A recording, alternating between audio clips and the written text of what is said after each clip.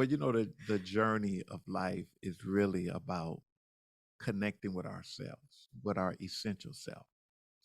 And there are barriers that gets in the way to go deeper within ourselves.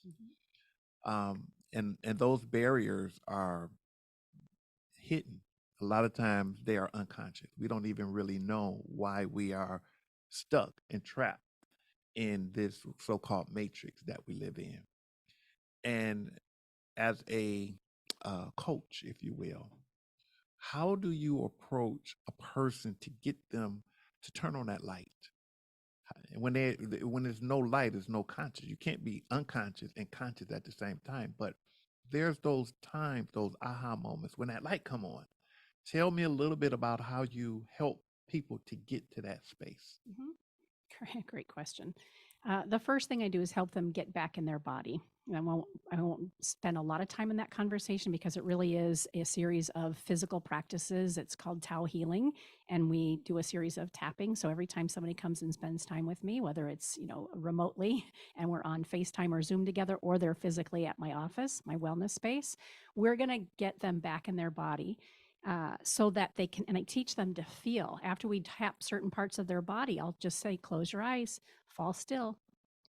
What body sensations are you feeling in your body, right? So that's the first thing, because if we're not able to feel what's going on in our container, it's very hard for us to be aware of how am I showing up in the world and what's blocking me and keeping me stuck, to your point.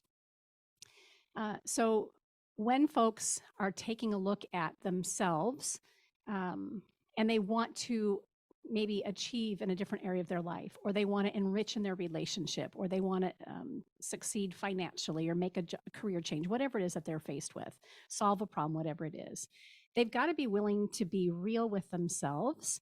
Where am I showing up now? How am I showing up? And I have a very strong skill set. It's one of my superpowers to be able to see through all the excuses and all the layers of pretending without making somebody wrong. It's what we're taught to do. You kind of alluded to it when you're asking this question. So I have a series of questions and a series of opportunities for them to reflect on where they are right now.